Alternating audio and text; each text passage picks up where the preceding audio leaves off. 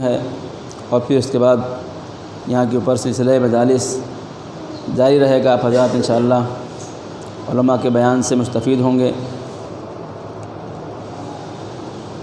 اللہ کی یہ توفیق ہمارے شامل حال تھی کہ اللہ نے دو چار باتیں آپ حضرات کی خدمت میں پیش کرنے کی سعادت ہمیں عطا فرمائی، اور ان تمام گزارشات جو پچھلی مجلسوں میں کی گئی ہیں، ان تمام گزارشات کا فائدہ اس وقت ہے جب ہمارے عمل میں تبدیلی پیدا ہو اور ہم فرش اعضاء سے اپنے نفس کی اصلاح اور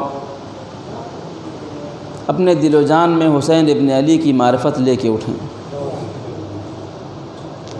اور جیسا کہ کل مجلس کے دوران ایک گزارش کی گئی کہ جو لوگ باوضو ہو کے سوتے ہیں وہ صلوات پڑھیں، تو الحمدللہ وہ صلوات جو ہے وہ بہت ہی قابل قدر تھی۔ اللہ ہم سب کو ہر وقت باوضو رہنے کی اور رات میں وضو کر کے سونے کی توفیق عطا فرمائے۔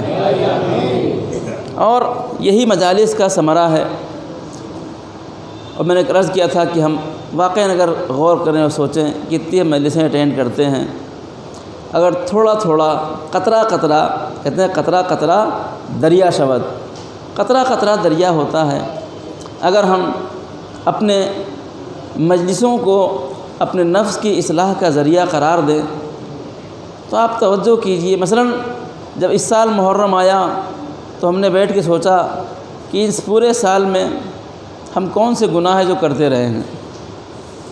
دیکھیں، فرش اعضاء، ہمارے پاس فرش اعضاء کا ایک مقام ہے، اور وہ مقام اس لیے بلند ہو جاتا ہے کہ جب سنتے ہیں نا، جب فرش اعضاء بچتی ہے تو معصوم عالم سب سے پہلے تشریف لاتی ہیں۔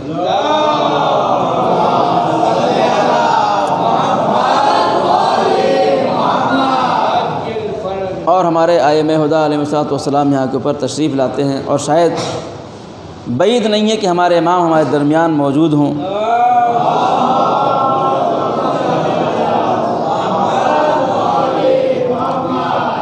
تو ہمارے اس فرش اعضاء کا جو مقام ہے اس کو ہم تصور نہیں کر سکتے، امیجنگ نہیں کر سکتے ہیں۔ لہذا یہاں جب ہم بیٹھتے ہیں تو ہماری کیفیت الگ ہونی چاہیے۔ ہم کسی کی بارگاہ میں بیٹھے ہیں اور ہم کسی مقصد سے بیٹھے ہیں۔ میں کبھی بھی سوچتا ہوں کہ بہت بڑی مجلس جب منعقد ہوتی ہے، ہزاروں کا مجمع ہوتا ہے، ابھی ہمارے اسی ممرہ میں الحمدللہ اگر ساری پبلک جمع ہو جائے تو یہ جگہ کم پڑ جائے گی، اور پھر کم سے کم 1 گھنٹے کی تقریر ہوتی ہے۔ 1 گھنٹہ آپ سمجھیے، اگر 500 آدمی ہیں، 500 لوگ، اور 1 گھنٹہ ہم کو دے رہے ہیں، ہمارے جو نوجوان جنریشن ہے وہ اس کیلکولیشن کو اچھا سمجھ سکتی ہے۔ 500 لوگ 1 گھنٹہ اگر کام کریں تو کتنا کام کریں گے؟ کوئی توجہ کوئی آپ نے؟ مثلا میں ایک چھوٹی مثال دوں، اگر یہاں کچھ اینٹیں رکھی ہوئی ہیں، یہاں سے وہاں لے جانا ہے، 500 لوگ اگر ایک اینٹ اٹھائیں گے تو ایک بار میں 500 اینٹ لے جائیں گے، ہے کہ نہیں ہے؟ دوڑ جائیں گے تو 1000 اینٹ ہو جائے گی۔ تو ہم بیٹھ کے سوچیں کہ اگر 500 لوگ 1 گھنٹہ یہاں کے اوپر اپنا صرف کر رہے ہیں تو اس کا ریٹرن کیا ہونا چاہیے؟ ہاں، کہ اگر ان 500 لوگوں میں سے 5 لوگ بھی ایسے نہ رہے جو 5 باتوں پر عمل کر سکے تو ان مجلس کا فائدہ ہی کیا ہے؟ لہذا ہمیں اس کیلکولیشن کو دیکھنا چاہیے۔ اور فرش اعضاء عہد و پیمان کا مقام ہے، عہد و پیمان کی جگہ ہے۔ دیکھیں، اگر ہم واقعاً، میں نے اس دن پہلی مجلس میں عرض کیا تھا کہ یہ فرش اعضاء، یہ مجالس، یہ ذکر اہل بیت، یہ منوحہ، یہ ماتم، یہ سینہ زنی، یہ ہمارے لیے پورے سال کی گناہوں کے لیے، پورے سال کے گناہوں کے وائرس کے لیے اینٹی وائرس کا کام کرتا ہے، ٹھیک ہے نہیں؟ ورنہ ہماری کیا حقیقت ہے؟ ہم تو مائنورٹی بھی مائنورٹی ہیں، مائنورٹی میں بھی مائنورٹی ہیں بھائی، لیکن آج پوری دنیا ہم کو ہمارے یا حسین سے پہچانتی ہے۔ اس کا مطلب کیا ہے؟ اس کا مطلب یہ ہے کہ اس یا حسین میں دم بہت ہے، اس یا حسین میں بہت دم ہے۔ لہذا یہ فرش شہزا عہد و پیمان کی جگہ ہے۔ کس سے عہد و پیمان؟ کس سے عہد و پیمان؟ آپ سب سنتے، کچھ باتیں ہیں جو بہت ہم سنا کرتے ہیں لیکن ہم اس کو غور نہیں کرتے ہیں۔ روز عاشوراء عصر کا وقت، جناب علی اصغر کی شہادت کے بعد امام حسین میدان کربلا میں فوج اشقیہ کے سامنے، کیا جملہ ہے؟ ہمارے تمام نوجوان مجلسوں کے حوالے سے ان جملوں کو انہیں یاد ہے۔ کیا ہے؟ حل من ناصر ینصرنا، کون ہے جو میری، کیا کوئی ہے جو میری مدد کرے؟ کبھی آپ نے سوچا کہ روز عاشوراء صبح سے لے کے عصر تک کیا ہوا؟ امام حسین کے جو کریم اصحاب ہیں شہید ہو چکے ہیں، امام حسین کو جو عزیز ترین اعزاء ہیں شہید ہو چکے ہیں، علی اصغر کی قبر بن چکی ہے، اور اب آخر میں امام حسین کیا کہہ رہے ہیں؟ حل من ناصرین، کوئی ہے جو میری مدد کرے۔ آپ انصاف سے بتائیے کہ حسین مدد کے لیے کس کی مدد کے لیے بلا رہے ہیں؟ کس چیز کی مدد کے؟ کیا اس کے لیے بلا رہے ہیں کوئی آ کے مدد کرے، میری جان کو بچا لے؟ ہمارے گھر میں اگر خدا نخواستہ ایسا کوئی حادثہ ہو جائے کہ 2-4 لوگ ایک ساتھ مر جائیں تو انسان خود جینا نہیں چاہتا ہے بھائی، کیا ہم جی کے کیا کریں گے؟ اب حسین ابن علی جس کے عزیز ترین اصحاب شہید ہو چکے ہوں، جس کے عزیز ترین اعزاء و قربا اور بھائی اور بھتیجے اور بیٹے اور بھانجے شہید ہو چکے ہوں، وہ آ کے عصر عاشور میدان کربلا میں کہے کون ہے جو میری جان بچائے؟ اس کا مطلب روز عاشوراء حسین ابن علی کا حل من ناصر کی آواز بلند کرنا اس لیے نہیں تھا کہ کوئی آ کے میری جان بچائے، اس لیے تھا کہ کون ہے جو میرے مقصد شہادت و کربلا کے مقصد کو بچائے۔ یہ آخری آواز قیامت تک کے لیے تھی، یہ آخری آواز حل من ناصر کی۔ اس کا مطلب حسین مقصد کربلا کو بچانے کے لیے، مدد کے لیے بلا رہے ہیں۔ اب آج ہم جو کہتے ہیں کہ کلو یوم عاشوراء، تو اس کا مطلب یہ ہے کہ آج بھی عاشور کا دن ہے۔ اگر آج بھی ہم مقصد حسین کو بچانے کی کوشش کر رہے ہیں، دین کے اوپر عمل کرنے کی کوشش کر رہے ہیں، اس کا مطلب ہم حسین کی حل من ناصر کی آواز پر لبیک کہہ رہے ہیں۔ اے عزیز، اسی لیے میں کہتا ہوں کہ یہ لبیک یا حسین کہنے کا اسی کو حق ہے کہ جس نے صبح اٹھ کے 2 رکعت نماز پڑھ لی ہو، حقوق کو ادا کیا ہو، حرام سے پرہیز کیا ہو، ورنہ حرام گناہ کر کے، 1000 گناہ کر کے لبیک یا حسین کہنے کا کوئی مقصد و مطلب نہیں ہے۔ باواز بلند صلوات۔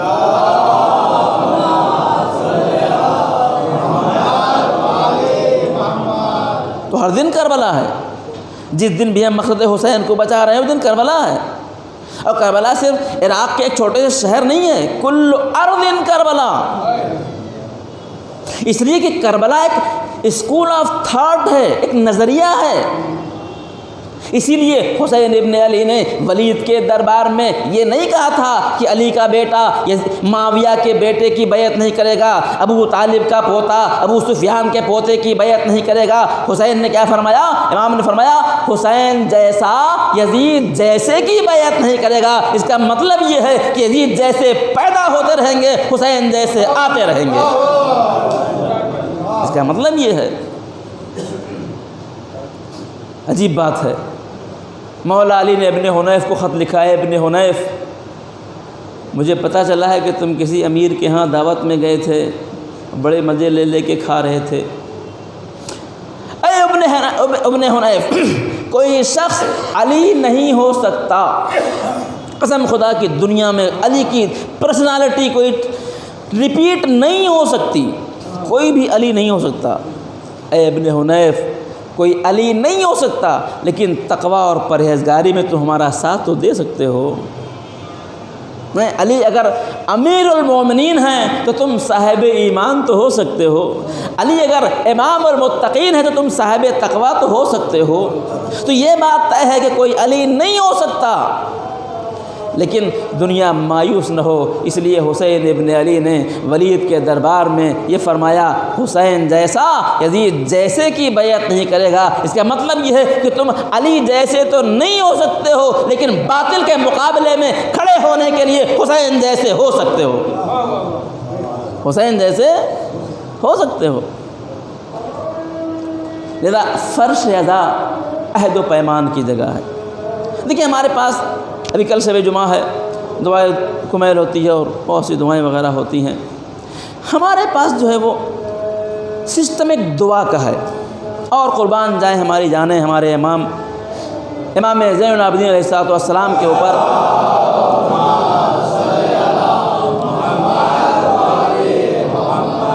کہ آپ نے صحیفہ کاملہ کی دعاؤں کے ذریعے سے اور ہمارے ائمہ ہدیٰ نے اپنی دعاؤں کے ذریعے سے ہم کو دعا کا سلیقہ بتایا اور ہم دعائیں کرتے ہیں۔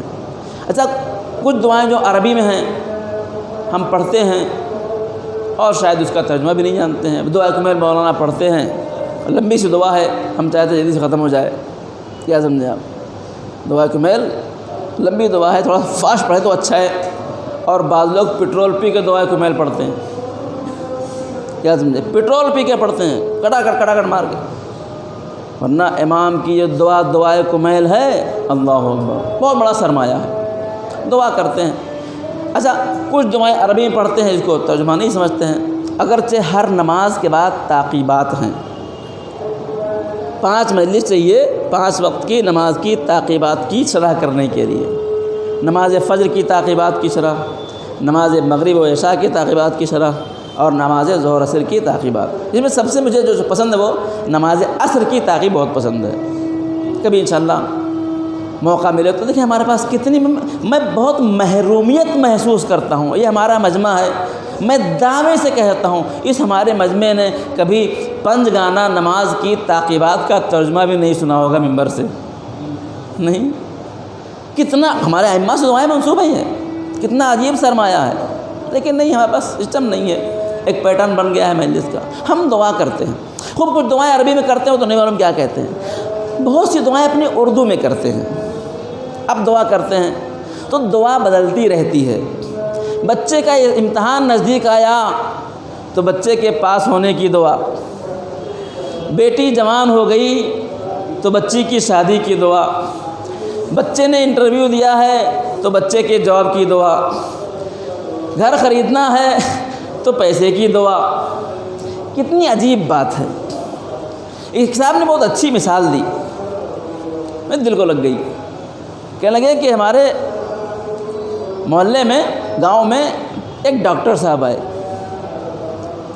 انہوں نے آ کے اپنا کلینک کھولا، پوری توجہ، تو اب روزانہ لوگ ان کے پاس آ رہے ہیں۔ ڈاکٹر صاحب نے کلینک کھولا ہے کہے کے لیے تاکہ آپ کا علاج ہو سکے۔ اب لوگ آ رہے ہیں، ڈاکٹر صاحب وہ ہمارے بچے کی فیس نہیں جمع ہو پا رہی ہے، ڈاکٹر صاحب وہ بچے کا رشتہ نہیں ہو پا رہا ہے، ڈاکٹر صاحب اب کی فصل خراب ہو گئی، ڈاکٹر صاحب مقدمہ پھنسا ہوا ہے، وہ پار نہیں ہو رہا ہے، جیت نہیں ہو رہی ہے۔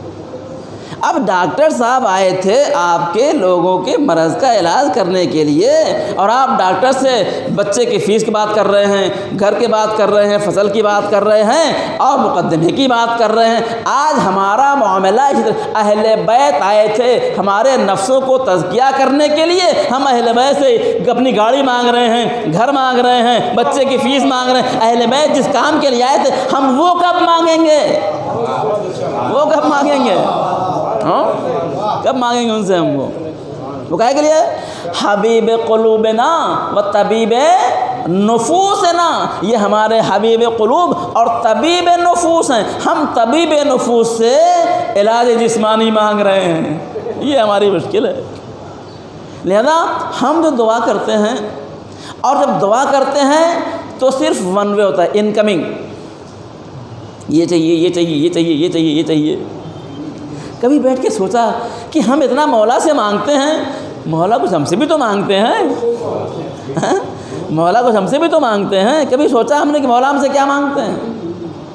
البتہ مولا کو چاہیے نہیں. الحمدللہ اللہ تعالیٰ نے اہل بیت علیہ السلام کو اس کیٹیگری کا بنایا ہے کہ وہ فاقہ رکھ کے بھی آپ سے کچھ نہیں چاہتے ہیں، کچھ نہیں چاہتے ہیں. لیکن ہمیں یہ چاہیے، یہ چاہیے، یہ چاہیے، اہل بیت سے مانگتے ہیں. کبھی یہ نہیں سوچتے کہ ہم کو دینا کیا ہے. ہم ان سے کبھی کوئی وعدے نہیں کرتے ہیں. کتنی اچھی بات ہوتی جب محرم آتا. میں نے ادھر کیا تھا، قرآن کیا کہتا ہے؟ ان الصلاۃ تنہی عن الفحشاء والمنکر، نماز برائیوں سے روکتی ہے. یہ نماز کی مثال دی گئی. کوئی بھی کار خیر جو آپ کو برائی سے روکے وہ قبولیت کی نشانی ہوتی ہے.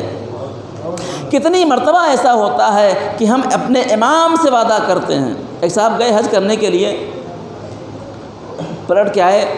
وہ حج پہ جانے سے پہلے سگریٹ بہت پیتے تھے. جب پلٹ کے آئے تو کہنے لگے مولانا میں نے حج جا کے میں نے یہاں اللہ میں وعدہ کیا اب سگریٹ نہیں پیوں گا. میں نے کہا اللہ نے شاید آپ کے اس ایک اسٹیٹمنٹ، اس ایک تبدیلی کی بنا کے اوپر آپ کے پورے حج کو قبول کر لیا. اس لیے کہ آپ نے حج کیا اور اللہ سے وعدہ کیا کہ ہم یہ کام نہیں کریں گے، اور یہ آپ کے اندر تبدیلی ہوئی. یہی تبدیلی قبولیت کی علامت ہے. ہم فرش ادا پر بیٹھ کے کتنی مرتبہ وعدہ کرتے ہیں مولا یہ گناہ کرتے تھے آئندہ نہیں کریں گے. یہ فرش ادا امام نے کیا فرمایا؟ ہم امت میں، اپنے جد کی امت میں اصلاح کے لیے نکل رہے ہیں. ہم جب فرش ادا پر آتے ہیں یہ عہد و پیمان کا مقام ہے. اے مولا اب تک یہ گناہ کرتے تھے آج سے نہیں کریں گے. یہ ہو جائے تو آپ تصور کیجئے ایک محرم میں 2 گناہ، اگلے محرم میں 4 گناہ، اس محرم 10-20 محرم کریے تو انسان ایسا ہو جائے جیسے ماں کے پیٹ سے پیدا ہوا ہے. بآواز بلند صلوات.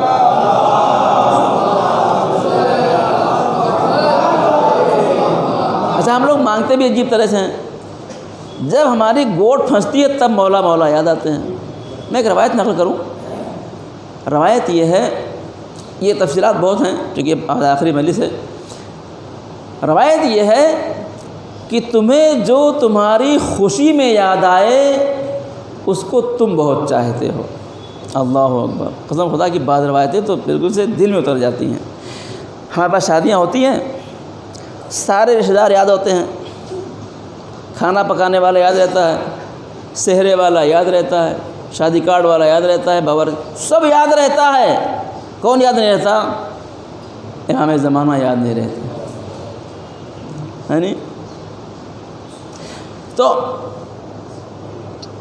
جو تم کو تمہاری خوشی میں یاد آئے تم اسے بہت چاہتے ہو. اور اگلا جملہ تو قیامت کا ہے. ارشاد ہوتا ہے کہ جو تمہیں تمہارے غم میں یاد آئے وہ تمہیں بہت چاہتا ہے. اللہ اکبر. ہم اپنی خوشیوں میں تو اپنے امام کو شاید نہ یاد کرتے ہوں، لیکن جب مصیبت پڑتی ہے تو امام زمانہ ضرور یاد آتے ہیں. اس کا مطلب یہ ہے کہ اتنا ہم اپنے امام کو چاہتے ہیں اس سے کہیں زیادہ امام ہم کو چاہتے ہیں. لیکن ہم کیا کرتے ہیں؟ مشکل پڑتی ہے تو بلاتے ہیں. یہ ہماری فطرت ہے، کیا کیا جائے. بہت اچھی مثال دی کسی نے. ایک بلڈر تھے، بلڈنگ بنا رہے تھے. وہ اسٹرکچر کھڑا ہو گیا، 7ویں مالے 8ویں مالے تک بن گئی. اور وہ انجینئر صاحب آئے اور معائنہ کرتے کرتے ٹیرس پہ پہنچ گئے. نیچے ایک مزدور کام کر رہا تھا. تو انجینئر صاحب کو اس سے کچھ کام تھا مزدور سے. اب انہوں نے آواز لگائی تو آواز کہاں نیچے پہنچے؟ 8ویں مالے پہ اوپر. انہوں نے کیا کیا؟ دیکھیں ہم لوگ اللہ کی تمام نعمتوں سے خوب بہرور ہوتے ہیں. وَإِن تَعُدُّوا نِعْمَةَ اللَّهِ لَا تُحْصُوهَا. قرآن کا چیلنج ہے کہ اگر تم اللہ کی نعمتوں کو شمار کرنا چاہو تو شمار نہیں کر سکتے ہو. لیکن جب مصیبت پڑتی ہے تو اللہ یاد آتا ہے. انہوں نے کیا کیا؟ 10 کا نوٹ نکالا، رول کر کے نیچے پھینکا. وہ مزدور گھومتا پھرتا آیا، وہ 10 کا نوٹ پڑا ہوا ہے، اٹھایا جیب میں رکھا، اپنے کام میں لگ گئے. 10 نوٹ ویسٹ ہو گیا. پھر آواز لگائی، آواز نہیں پہنچی. پھر نکالا 20 کا نوٹ، رول کر کے نیچے پھینکا. وہ گھومتا پھرتا آیا، لگا 20 کا پڑا ہوا ہے یار. اس نے نوٹ اٹھا کے جیب میں رکھ لیا. میرے ٹینشن میں کیا کہ اس کا کام ہے اسی سے ہے. انہوں نے نکالا 50 کا نوٹ، رول کر کے نیچے پھینکا. وہ گھومتے پھرتا ہے، دیکھا 50 کی پڑی، اچھا نوٹ کاغذ ہوتا ہے ایک ہی جگہ گرتا نہیں ہے، یہاں گرتا ہے، اور 50 کا نوٹ آگے جمع کر لیا، کام نہیں بنا، بڑی ہمت کر کے 100 کا نوٹ نکالا، رول کر کے نیچے پھینکا، وہ گھوم کے آیا، دیکھا 100 کا نوٹ پڑا ہوا ہے، کہا بھائی خرید تو آج کیا ہے، اور 100 کا نوٹ جیب میں رکھ لیا اس نے۔ اب کتنا بڑا انجینئر ہو، اس سے آگے تو نہیں بڑھے گا۔ ہاں، ہم مولوی کو پیسہ جب قرآن پڑھانے پیسہ دینے لگتے ہیں تو 200 تو ٹھیک ہے، جہاں مولوی 500 پہ آیا وہاں ہمارے مزاج پہ گراں ہو جاتا ہے۔ بس 100 کا نوٹ بھی کام نہیں آیا اس کے۔ اب انجینئر صاحب نے ایک پتھر اٹھایا چھوٹا سا اور دیکھ کے اس کے سر پہ مارا، جب سر پہ پتھر گرا تو اوپر دیکھا، اب اوپر چلے آؤ، کام ہے تم سے۔ ہمارا عالم یہی ہے، اللہ کی نعمتوں سے فائدہ اٹھاتے رہتے ہیں، جب مصیبت پڑتی ہے تو خدا یاد آتا ہے ہم کو، تب خدا یاد آتا ہے اور تب اللہ اللہ کرتے ہیں۔ اتنی نعمتوں سے استفادہ کر لینے کے بعد کہتے ہیں کسی نہیں بات کسی نے کہی کہ دکھ میں سمرن سب کرے، سکھ میں کرے نہ کوئی، اور جو سکھ میں سمرن کرے تو دکھ کاہے کو ہوئے۔ چوتھے امام کی روایت ہے، امام نے فرمایا مصیبت پڑنے کے بعد دعا کرنے کا، دعا کا کوئی فائدہ نہیں ہے، وہ دعا اس وقت کرو جب تمہارے پر مصیبت نہ پڑی۔ یہ ہے نا، ہم اپنے امام کو کتنا پہچانتے ہیں اور کتنے وعدے کرتے ہیں اپنے امام سے۔ بہت لوگ کہتے ہیں مولانا آپ فضائل نہیں پڑھتے ہیں۔ فضائل کیا ہیں؟ کبھی اپنے خود فضائل کیا ہیں؟ لوگ سمجھتے ہیں کہ مولا علی کا جنگوں میں تلوار چلانا یہ فضائل ہے۔ اصلاً اگر کوئی یہ کہے کہ علی کا تلوار چلانا، مرہب کو مار دیا اور انتر کو مارا اور یہ کیا اور وہ تلوار چلایا، تو علی کا کسی کو مار دینا علی کی فضائل نہیں ہو سکتے۔ علی زندگیاں بانٹنے کے لیے آئے تھے، کسی کی جان لینے کے لیے نہیں آئے تھے۔ اور یقین نہ ہو تو جنگوں میں جا کے دیکھ لیجئے، جا کے فوراً مارا نہیں ہے، پہلے اسلام پیش کیا ہے، مسلمان ہو جا، نہیں ہوتا واپس چلا جا، پڑھ سنتے نہیں آپ، واپس چلا جا۔ علی نے، اب مشکل کیا ہے؟ مشکل یہ ہے، آپ دیکھیے جنگ احد دیکھیے، جنگ بدر دیکھیے، جنگ احد دیکھیے، جنگ خندق دیکھیے، جنگ خندق میں وہ عمرو بن ابی کود کے آ گیا، ٹھیک ہے۔ رسول نے کیا فرمایا؟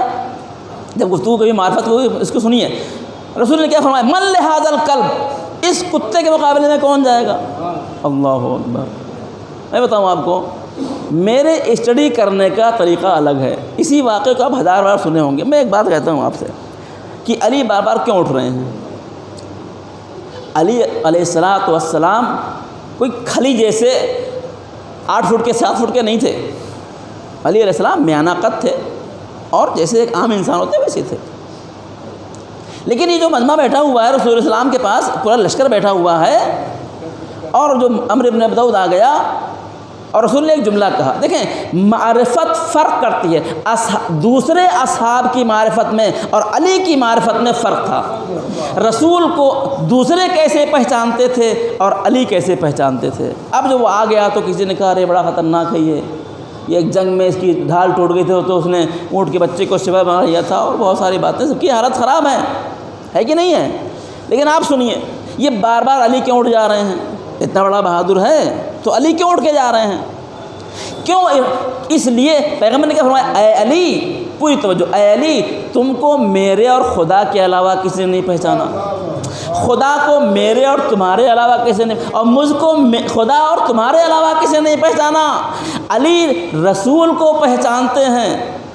رسول نے کیا فرمایا؟ من لہذا الکلب، کون ہے جو اس کتے کے مقابلے میں جائے؟ جب رسول نے کہہ دیا یہ کتا ہے، معرفت رکھنے والا اس شیر کو کتا سمجھ رہا تھا، معرفت نہ رکھنے والے اس کو شیر سمجھ رہے تھے۔ جس نے کہہ دیا، سمجھ لیا کہ یہ کتا ہے، تو کتے کو مارنا کون سی بڑی بات ہے؟ علی اٹھ کے کھڑے ہو جاتے تھے۔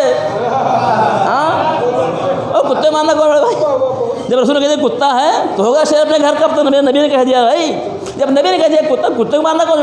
علی بار بار کھڑے ہو جاتے تھے، کھڑے ہوتے تھے۔ اب جا کے کیا کیا؟ اس لیے علی کھڑے ہوتے تھے چونکہ جانتے تھے رسول کی زبان کیا ہے، ہوگا بڑا شیر اپنے یہاں کا، یہ اہل بیت کا گھرانہ وہ ہے اس دن نقل کیا تھا مولانا نے فرمایا اگر کہوں تو دیوار سونے کی ہو جائے، دیوار سونے کی ہو گئی، یہ جو کہہ دیں وہ ہو جائے، یہ جنت سے لباس آئیں، جنت سے لباس آ گیا، تو پہچانتے ہو رسول کو، رسول کہیں کتا ہے مار کیا جا کے، لیکن معرفت نہیں تھی، جس کو معرفت تھی اٹھ کے کھڑا ہو رہا تھا۔ تو علی کا یہ تلوار چلانا اور مار دینا یہ بڑے، اب مشکل کیا ہے، مشکل اب کوئی نہیں کھڑا ہو رہا ہے، پورے لشکر میں سے کوئی اس کے مقابلے میں نہیں جا رہا ہے، تو اب علی کا اللہ اکبر جانا اور جا کے اس کو مار کے عزت اسلام کو بچانا یہ فضائل کم ہے، علی کی مجبوری زیادہ ہے کہ علی نہیں اٹھیں گے تو اسلام کی ذلت ہو جائے گی، اسلام ہار جائے گا۔ ہاں تو یہ علی کی مجبوری ہے، علی کے فضائل کیا ہیں، لیکن علی کسی کی جان لے نہیں آتے، قسم خدا کی علی، اللہ اکبر، میرے مولا چلے جا رہے ہیں ایک جگہ سے، کیا دیکھا ہے، گھوڑا ہے دھوپ پہ بندھا ہوا ہے، بلایا، بولا کس کا ہے گھوڑا، وہ فلاں آدمی بلایا اس کو، کہا یہ جانور ہے، اللہ اکبر یہ جانور ہے، دھوپ میں پریشان ہو رہا ہے، تم اس کی دیکھ بھال نہیں کر سکتے تو اس کو بیچ دو۔ جس علی کو ایک جانور کا اتنا خیال ہو وہ انسان کی جان کیوں لے گا بھائی، انسان کی جان کیوں لے گا؟ تو ہم نے جو فضائل نہیں، مسئلہ یہی ہے کہ ہم نے کیا کیا، ہم نے مس گائیڈ کیا ہے لوگوں کو، علی کے چاہنے والوں کو۔ علی کے فضائل یہ نہیں ہیں کہ علی نے مرحب کو مارا اور انتر کو مارا اور اس کو مارا اس کو مارا، مارنا علی کے فضائل نہیں ہے، زندگیاں عطا کرنا علی کے فضائل ہیں۔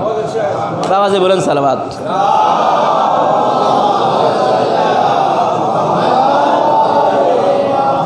تو فضائل کیا ہیں پھر فضائل کیا ہیں؟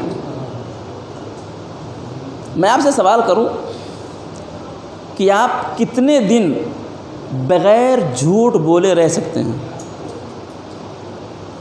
محمد صاحب کہ ایک آدمی کتنے دن تو بہت ہو جائیں گے، آپ بتائیے کتنے گھنٹے بغیر جھوٹ بولے رہ سکتے ہیں؟ دیکھیے میرا ویو الگ ہے، میرا زاویہ نگاہ، میں ایک اسکالر ہوں، زاویہ نگاہ الگ ہے۔ آپ ایک عام انسان کتنے گھنٹے بغیر جھوٹ بولے رہ سکتا ہے؟ تو شاید آپ کہیں گے شاید ہی کوئی دن ہوتا ہے جس دن ہم جھوٹ نہ بولتے ہوں، اور مشکل تو یہ ہے کہ بعض جھوٹ بولتے ہیں اس کو جھوٹ سمجھتے نہیں ہیں، یہ پرابلم ہماری ہے کہ ہم بعض جھوٹ کو جھوٹ بولتے ہیں لیکن جھوٹ نہیں سمجھتے ہیں۔ مولا علی یہ فرماتے ہیں بڑا گناہ کون سا ہے؟ بڑا گناہ وہ ہے جو انسان گناہ کرے اس کو گناہ نہ سمجھے، وہ گناہ کبیرہ ہے۔ تو ایک انسان کتنے دیر تک، کتنے دنوں تک بغیر جھوٹ بولے رہ سکتا ہے؟ حقیقت امر یہ ہے کہ ایک عام انسان ایک دن 2-4 گھنٹے، 1 مہینہ، 1 سال بغیر جھوٹ بولے نہیں، کہیں نہ کہیں سے ادھر سے ادھر سے جانے میں انجانے میں جھوٹ بول ہی جائے گا۔ ایسے میں علی کا پوری زندگی ایک جھوٹ بھی نہ بولنا، یہ علی کے بڑے فضائل ہیں، یہ علی کے فضائل کی پوری زندگی گزار دی، ایک جھوٹ نہیں بولا، ایک جھوٹ نہیں۔ اگر جھوٹ بول دے خدا نہ خواستہ تو ہمارے امام نہیں ہیں وہ ہیں۔ اچھا آپ بتائیے کہ کتنے دن آپ بغیر حرام کھائے رہ سکتے ہیں؟ آج گفتگو شاید وقت نہ ہو سکے، کتنے دن آپ بغیر حرام کھائے رہ سکتے ہیں؟ کتنے لوگ ہیں کہ جن کو حرام کھانے ہی میں مزہ آتا ہے؟ اللہ اکبر۔ ایک صاحب کا بہت اچھا اسٹیٹمنٹ تھا، کہنے لگے افسوس ان پہ نہیں جو حرام کما کے حرام کھاتے ہیں، اللہ اکبر، افسوس ان پہ ہے جو حلال کما کے حرام کھاتے ہیں۔ ہاں حرام کما کے حرام کھانا بڑی بات نہیں ہے، حلال کما کے حرام کھانا یہ بڑی مشکل ہے۔ تو کتنے لوگ ہیں جو بغیر حرام کھائے رہ سکتے ہیں؟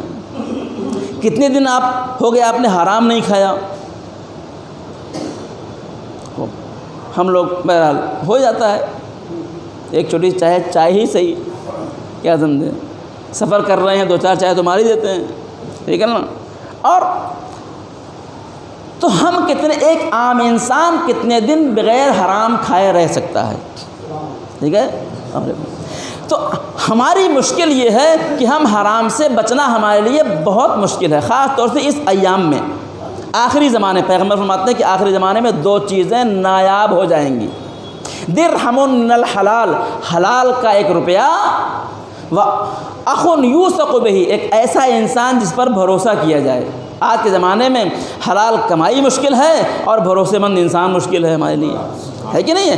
تو ہم ایک عام انسان کتنے دن بغیر حرام کھائے رہ سکتا ہے؟ اس نے حرام نہیں کھایا ہو۔ علی اور اہل بیت علیہ السلام کے فضائل یہ ہیں کہ پوری زندگی گزار دی اور ایک لقمہ حرام کا نہیں کھایا، یہ ان کے فضائل ہیں۔ فاقے کر لیے لیکن حرام نہیں کھایا، یہ فضائل ہیں۔ تو میں عرض کروں آپ کے سامنے کہ اگر ہمیں کوئی کچھ کہے، ایک گالی دے، تو ہم کیا کرتے ہیں؟ دیکھیں، ہم بڑے علی والے ہیں، اور میں کہتا ہوں کہ علی کو ماننا تو بڑا آسان ہے، ہاں؟ علی کی ماننا بہت مشکل ہے، ٹھیک ہے؟ یہ ون وے محبت تو آسان ہے، لیکن اصل محبت وہ ہے جب وہ کیا ہو جائے، جب ادھر سے آئے یہ ہمارا چاہنے والا ہے، ٹھیک ہے نا؟ اگر کوئی ہم کو ایک روایت نقل کریں گے اور آگے بڑھ جائیں گے، اگر کوئی ہم کو ایک گالی دے تو ہم کیا کریں گے؟ ہم کو کم یاد ہے کیا؟ ہاں، ہم اور دیں گے۔ دیکھیں، روایت کے جملے یہ ہیں کہ پیغمبر اسلام نے علی سے پوچھا، اے علی، اگر تمہارے ساتھ کوئی برائی کرے تو تم کیا کرو گے؟ قسم خدا کی آج یہ روایت، اس پورے خمسے کا خلاصہ آپ اپنے گھر لے کے جائیے۔ اور ہم نے اگر علی سے نہیں سیکھا، ٹھیک ہے، اگر ہم نے علی سے نہیں سیکھا تو پھر کسی سے نہیں سیکھ سکتے ہیں۔ جس نے علی سے نہیں سیکھا وہ کسی سے نہیں سیکھ سکتا۔ اے علی، اگر تمہارے ساتھ کوئی برائی کرے تم کیا کرو گے؟ تمہارا جواب کیا ہوگا؟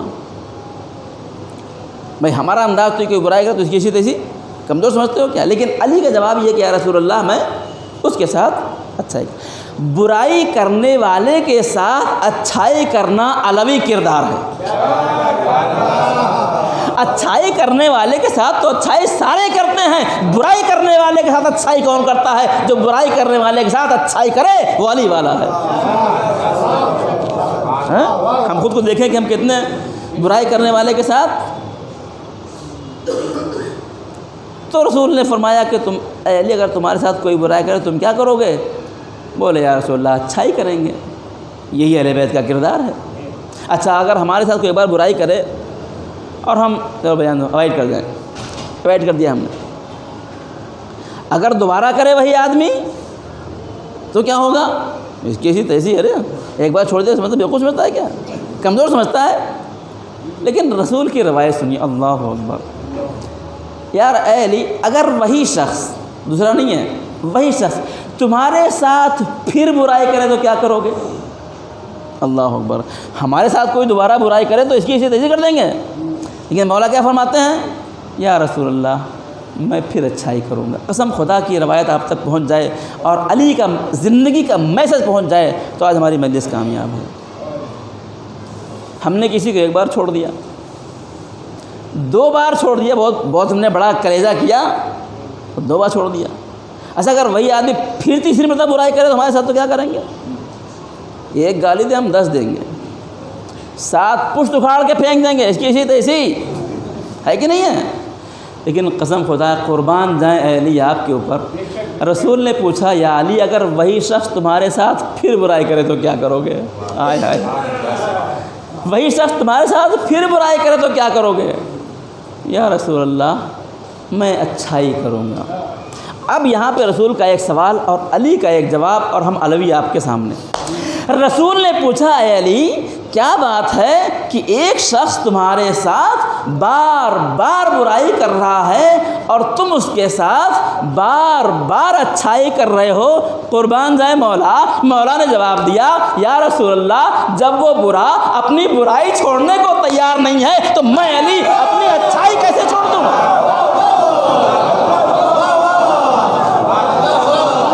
بابا سے بلند صلوات۔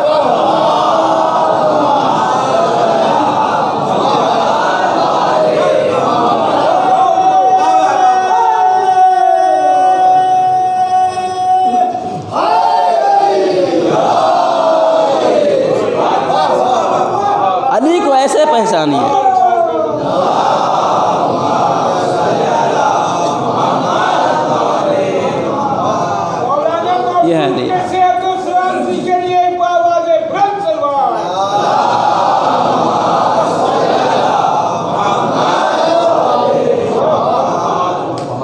علی کہ اگر برا اپنی برائی چھوڑنے کو تیار نہیں ہے تو اس کے چکر میں اپنی اچھائی چھوڑ دیں۔ اللہ اکبر۔ جب علی والے ایسے ہو جائیں گے تو پھر سماج کے معاملے اپنے آپ حل ہو جائیں گے۔ اللہ اکبر۔ میں ایک روایت پڑھ رہا تھا چھٹے امام جعفر صادق علیہ السلام کی،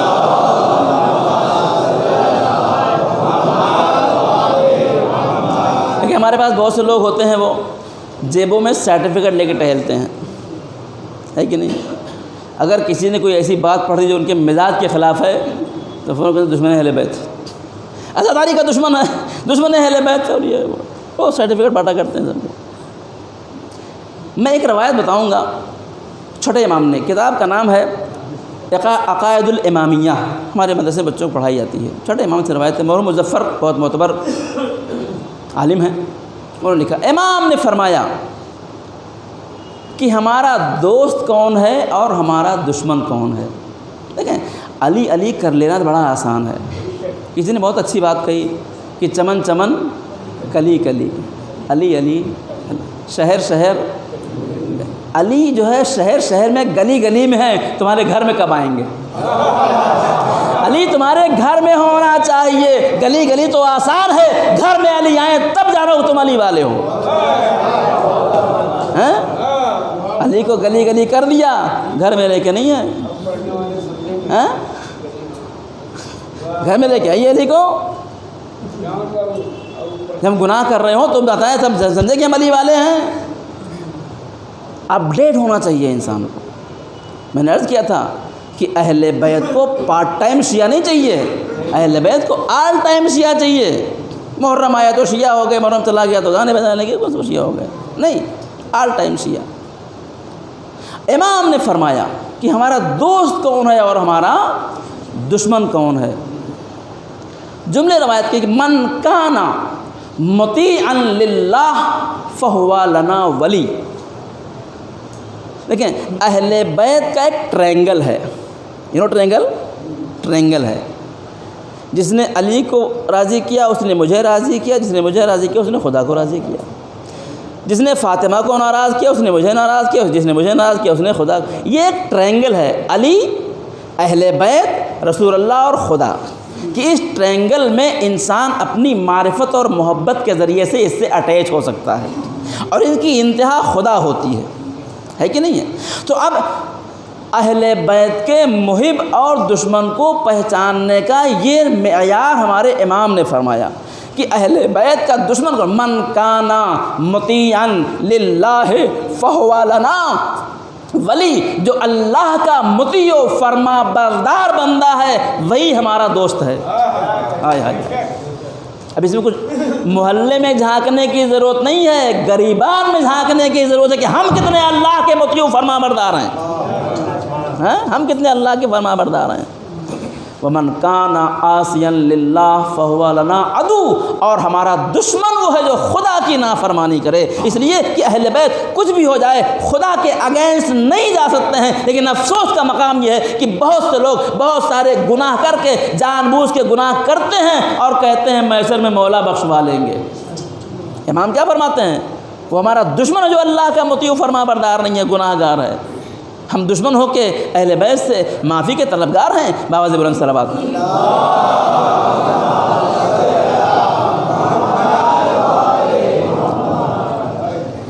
بہت ساری باتیں جو تھیں بہرحال ایک 5 منٹ میں تو نہیں ہو سکتی ہیں، لیکن یاد رکھیے جب تک اہل بیت ہمارے سماج میں ان کی سیرت رائج نہیں ہوگی اس وقت تک ہم سمجھ لیں کہ اہل بیت کو چھوڑ کے کوئی کامیاب نہیں ہو سکتا ہے۔ یہ باتیں تو رہ گئی ہمارے درمیان۔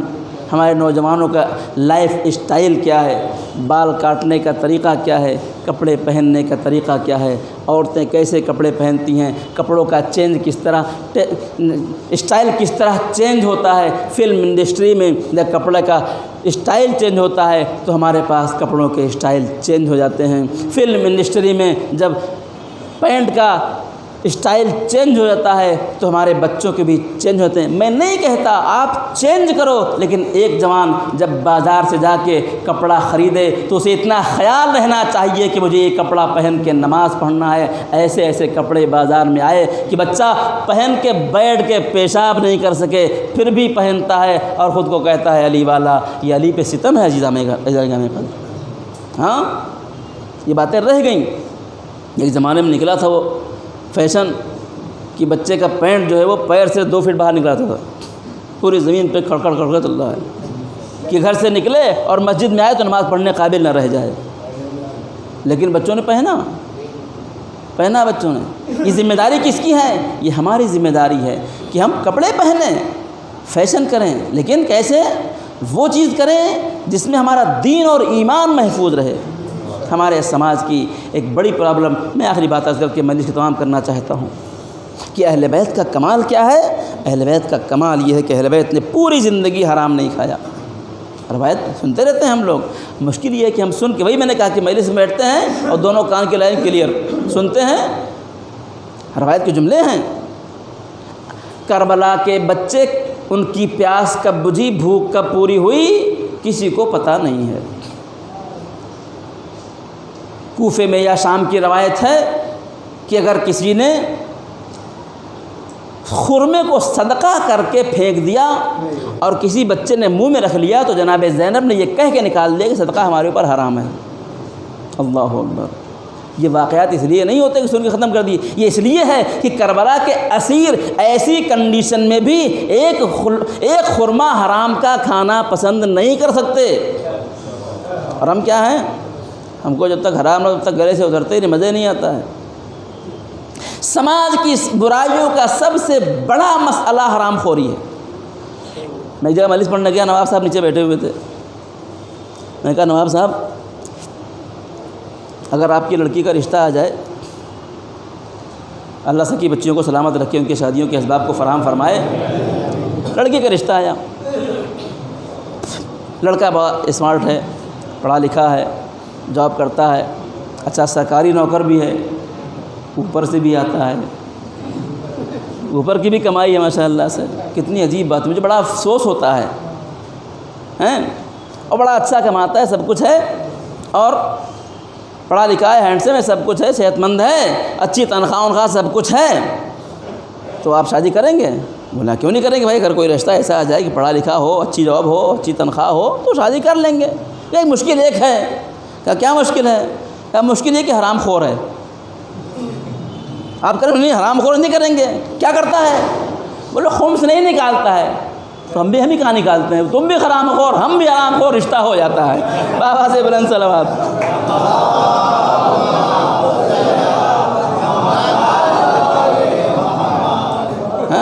تم بھی اور چور مسئلہ یہ۔ تو آج ہماری پرابلم کیا ہے؟ ہمارے پاس جب یہ اسلامی شادی کا جب ہمارے پاس کیمپ ہوتا ہے تو وہاں پہ یہ سب سے اہم بات ہوتی ہے کہ ہمارے پاس شادیوں میں تمام ڈیل ہو جاتی ہے۔ زیور کتنا ہوگا، باراتی کتنے آئیں گے، کارڈ کتنا چھپے گا، شادی سب کچھ ہو جاتا ہے۔ قسم خدا کی اتنا بڑا مجموعہ ہمارے سامنے بیٹھا ہے، ان میں بہت سے لوگ جو جن نے اپنی بچیوں شادی کر رکھی، بچوں شادی کر رکھی، کتنی مرتبہ ایسا ہوا کہ لڑکی والوں نے یا لڑکے والوں نے پلٹ کے پوچھا ہو آپ کے یہاں خمس نکلتا ہے؟ کبھی کسی نے پوچھا کسی نے؟ اس لیے کہ ہم کو اس کی فکر نہیں ہے۔ اللہ اکبر۔ دیکھیں انسان گناہ کرتا ہے، توبہ کرتا ہے، اللہ معاف کر دیتا ہے، ٹھیک ہے نا؟ اور میں تو کہتا ہوں ہماری توبہ بھی عجیب طرح کی ہے۔ رات میں سو رہے ہوں اور مچھر بیٹھ جائے تو زور سے مارتے ہیں، اور توبہ بھی دھیرے دھیرے مارتے ہیں، ہے نہیں؟ صحیح بتا رہے ہیں؟ مچھر بیٹھ جائے تو زور سے ماریں گے، اور توبہ میں اللہ توبہ کر کے سمجھتے اللہ معاف کر دے گا۔ اگر کوئی گناہ کرے اور توبہ کر لے تو اللہ معاف کر دے گا، لیکن جو حرام خوری ہے نا، یہ لقمہ جب حرام کا پیٹ میں جاتا ہے تو یہ تحلیل ہونا شروع ہو جاتا ہے، اور اس سے انسان کا خون بنتا ہے جو پورے جسم میں دوڑ جاتا ہے۔ اللہ اکبر۔ اب کوئی حرام کھانے کے بعد اتنی انگلی کٹوا کے کہے کہ ہم نے حرام نکال دیا، یہ نہیں ہو سکتا، ہاں یہ نہیں ہو سکتا۔ پوری توجہ۔ اور یہی حرام خوری ہمارے پاس بہت بڑا بت ہے اللہ، جس نے ہم کو پریشان کر رکھا ہے۔ روز عاشوراء امام حسین علیہ السلام نے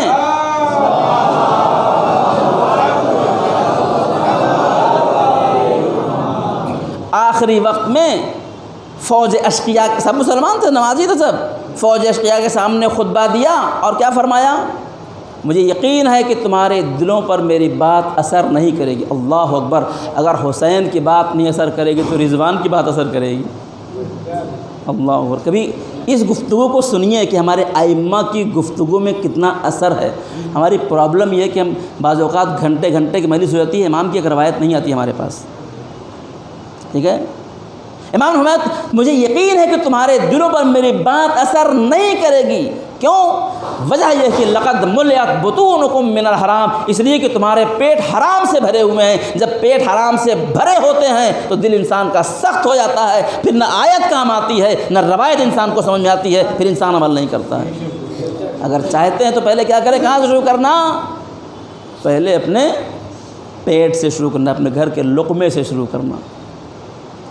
زیادہ عاشوراء پڑھتے ہیں اللہم ولدال من دلماق محمد و آل محمد۔ صاحب عروۃ الوثقی تحریر فرماتے ہیں زیارت عاشوراء کے حاشیے میں کہ جب انسان کہتا ہے خدا بندہ لعنت کر اس شخص کے اوپر کہ جس نے آل محمد کے حق کو غصب کیا، لعنت ہے۔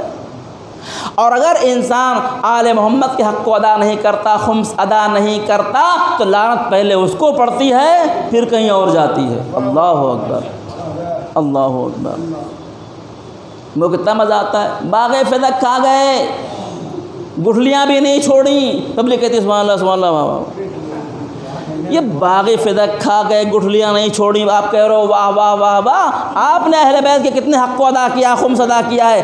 ہم بھی چور ہیں، وہ بھی چور ہیں، فرق اتنا یہ ہے کہ وہ ہیرے کے چور ہیں، ہم کھیرے کے چور ہیں۔ بآواز بلند صلوات۔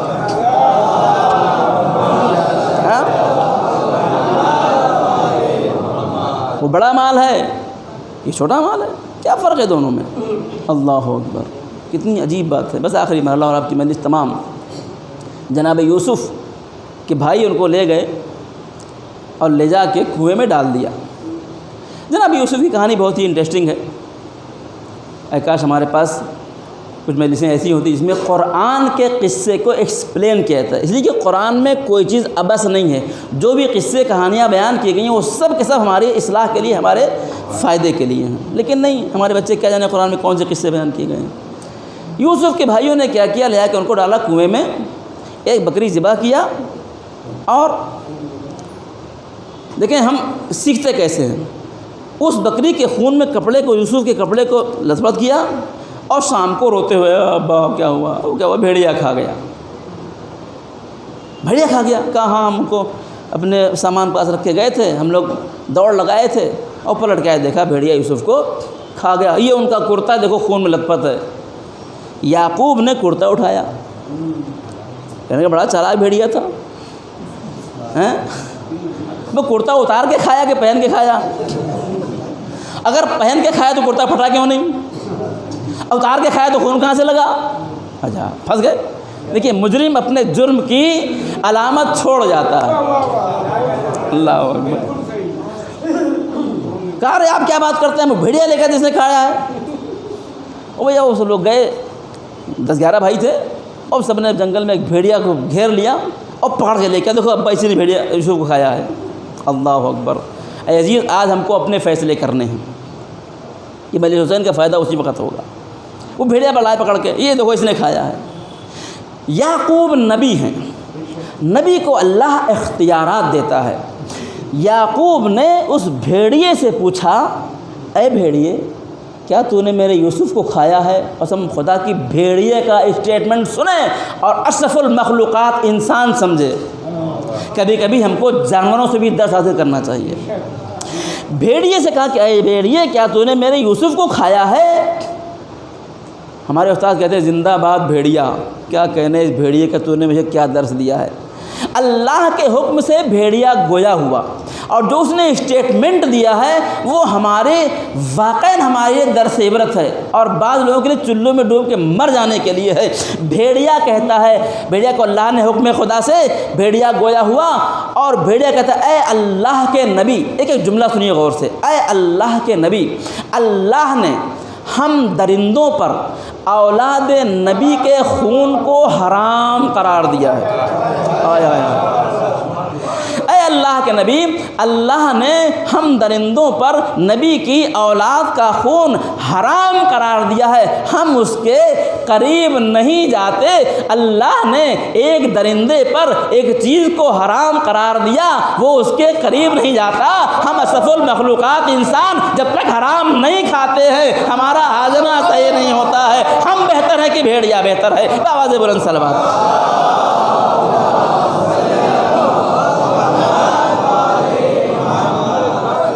سیکھیں بھیڑیے سے، اس بھیڑیے سے سیکھیے، نہیں کہ بھیڑیا تو حرام کی ہوئی چیز کو نہ کھائے اور ہم، اللہ اکبر، کتنی عجیب بات ہے۔ میں ایک ہیڈنگ اور عرض کر دوں، ایک 5 منٹ میرے پاس ہے۔ یہاں ممبرا میں بہت سارے ڈاکٹر ہیں، ہے کہ نہیں؟ ڈاکٹر کے پاس جائیے آپ، وہ پوپڑے ڈاکٹر بہت سے نام ہوتے ہیں ان کے، ہے کہ نہیں؟ گئے ڈاکٹر کے پاس، اس نے آپ کا مرض سنا اور دوائیں لکھی، کہا دیکھیے یہ ٹیبلٹ صبح کھائیے گا، یہ والی دوپہر میں، یہ سیرپ رات میں سونے سے پہلے، دہی نہ کھائیے گا، اور فریج کا ٹھنڈا پانی نہ پیجیے گا۔ آپ گھر آئے، دوا لے کے آئے، دوا کھانے بیٹھے، بیگم نے کہا ایک ٹیبلٹ اور کھا لیجیے، آپ کی طبیعت زیادہ خراب ہے۔ نہیں، ڈاکٹر صاحب نے ایک ہی کہا ہے۔ آئے ڈاکٹر صاحب نے ایک ہی کہا، دو کیسے کھا لیں؟ اچھا سیرپ 2 چمچہ پی لیجیے، نہیں ڈاکٹر صاحب نے 1 چمچہ کہا ہے، 1 چمچہ پئیں گے۔ اچھا دسترخوان لگا تو دہی رکھا گیا، آپ کو بہت پسند تھا، نہیں دہی ہٹاؤ دہی ہٹاؤ، کیا دہی کھانا حرام ہے؟ نہیں ڈاکٹر صاحب نے کہا ہے تو دہی نہیں کھائیں گے۔ لا کے رکھ دی بوتل فریج کی، نہیں بوتل نہیں، سادہ پانی، کیوں؟ ڈاکٹر صاحب نے، اللہ اکبر، ایک ڈاکٹر جو آپ کے جسم کا ڈاکٹر ہے، آپ کے قوم کا نہیں ہے، آپ کی ملت کا نہیں ہے، آپ کو وہ چیز منع کر دے جو حرام نہیں ہے، پھر بھی اس کے قریب نہیں جاتے۔ وہ جو ڈاکٹر ہمارے نفس کا ہے، ہماری جان کا ہے، ہماری آخرت کا ہے، ہم کو کہتا ہے حرام نہیں کھاؤ، اور پھر بھی ہم کھاتے ہیں، ہم کون سے ڈاکٹر کی بات ماننے والے ہیں؟ زبانی کہتے ہیں طبیب نفوس ہے نا، یہ زبانی کہنے سے فائدہ نہیں ہے۔ جب طبیب نفوس ہونا ہے تو اس طبیب کے علاج کو سمجھیں، اس نے حرام کھانے سے منع کیا ہے۔ اللہ اکبر۔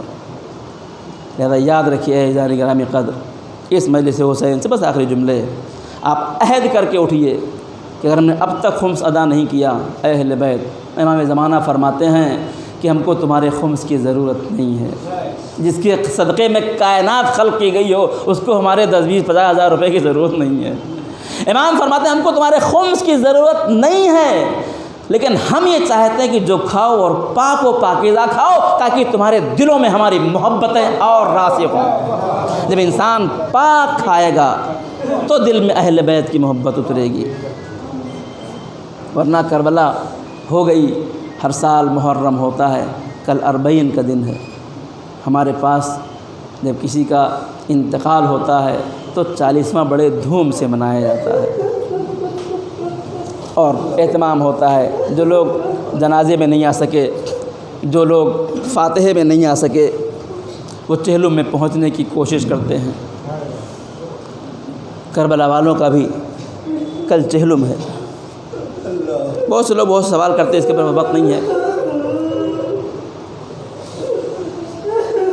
روایت کے جملے یہ ہیں، اب بعض روایتوں میں کہ اسی سال، بعض روایت میں کہ 1 سال بعد، چوتھے امام کو یزید نے بلایا، آپ کو آزاد کیا اور آپ سے کہا کہ آپ جہاں جانا چاہیں ہم آپ کو وہاں پہنچا دیں گے، مدینہ جانا چاہیں، مکے جانا چاہیں۔ امام نے فرمایا میں اپنی پھوپھی سے مشورہ لے کے آتا ہوں، اور اس کے بعد وہ پورا سسٹم، یہ قافلہ آزاد ہوا۔ جناب زینب نے فرمایا ہم یہاں سے جائیں گے تو پہلے کربلا جائیں گے۔ اس لیے کہ ابھی تک زینب جب بھی حسین کا خیال کرتی ہے نا تو وہ جنازہ یاد آتا ہے جو کربلا کی جلتی ریت پہ بے گور و کفن پڑا ہے۔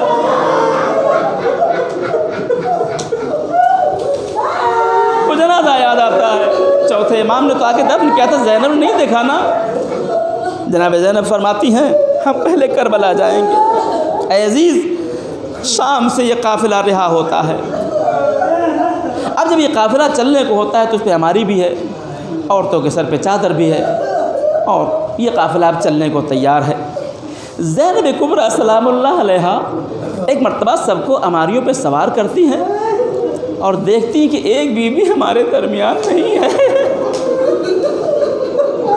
ایک بیوی ہمارے درمیان نہیں ہے، رباب کہاں ہے؟ اللہ اکبر۔ ڈھونڈتے ڈھونڈتے زندان شام میں پہنچی تو کیا دیکھا، ایک ماں ہے جو ایک ابا ایک چھوٹی سی تربت پہ ڈال کے بیان کر رہی ہے، سکینہ ارے تمہیں وطن جانے کی بڑی تمنا تھی بیٹا، اٹھو دیکھو ہم لوگ وطن جا رہے ہیں۔ زینب نے رباب کے کانوں کو پکڑا، آواز دی بی قافلہ تیار ہے، ہم کو جانا ہے۔ رباب نے رخ کیا زینب کا، آواز دی زینب زینب تمہیں مدینے جانا مبارک ہو، کم سے کم تمہارا سہاگ موجود ہے۔ ارے میرا سہاگ کربلا میں اجڑ گیا، گود شام میں ویران ہو گئی، میری سکینہ تنہا ہے، میں کیسے جاؤں؟ حضرت اللہ بس جو مجلس تمام ہوئی، یہ قافلہ شام سے چلا، کربلا پہنچا۔ جیسے ہی آپ کو معلوم ہے کہ یہ قافلہ اونٹ پر گیا، اونٹ کی ہائٹ بہت ہوتی ہے، اس لیے دور سے بہت کچھ چیزیں دکھائی پڑتی ہیں۔